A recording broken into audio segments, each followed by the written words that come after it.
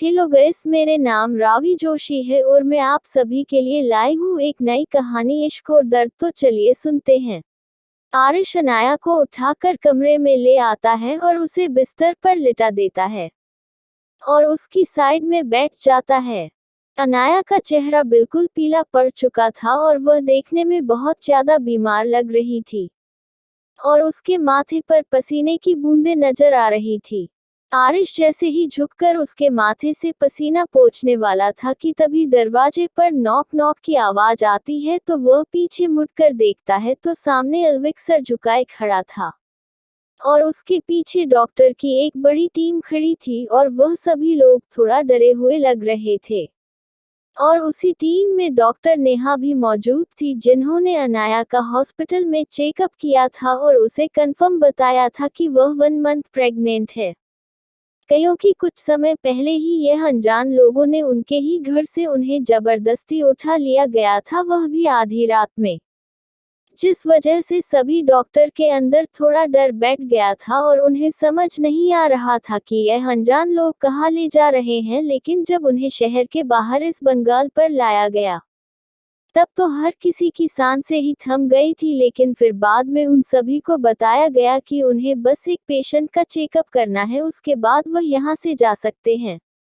यह सुनने के बाद ही सभी बहुत ज्यादा गुस्से में लग रहे थे, क्योंकि वह सभी मुंबई के प्रोफेशनल डॉक्टर थे, लेकिन उन्हें यहाँ पर बस एक पेशेंट का चेकअप करने के लिए इस तरह से जबरदस्ती लाया गया था। लेकिन फिर भी उनके दिल में एक डर बैठा हुआ था, क्योंकि कोई पागल ही ऐसी हरकत कर सकता था। डॉक्टर की पूरी टीम अनाया का चेकअप करती है और जब डॉक्टर नेहा की नजर अनाया के चेहरे पर पड़ती है तो वह अचानक से चौंक जाती है और यह बात वह खड़ा आरिश भी नोटिस कर लेता है।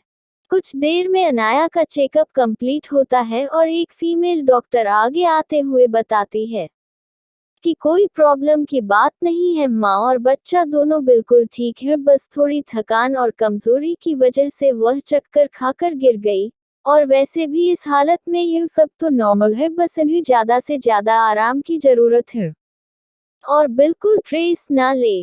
डॉक्टर की बात सुनने के बाद आरिश थोड़ा कंफ्यूज होते हुए कहता है, मैं आपकी बात समझा नहीं कि आप क्या कहना चाहती हैं। डॉक्टर ने अजीब तरीके से आरिश की तरफ देखा और मन में सोचने लगी, सच में यह कोई पागल ही है जो इतनी क्लियर बात भी नहीं समझ पा रहा।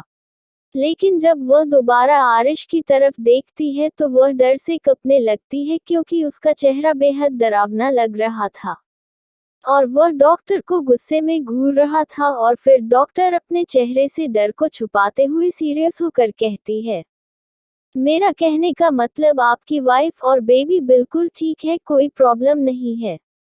आरिश को जब डॉक्टर की कही बात समझ आई तो उसके चेहरे पर हल्की हैरानी नजर आ रही थी, जैसे वह कुछ जानता ही नहीं था।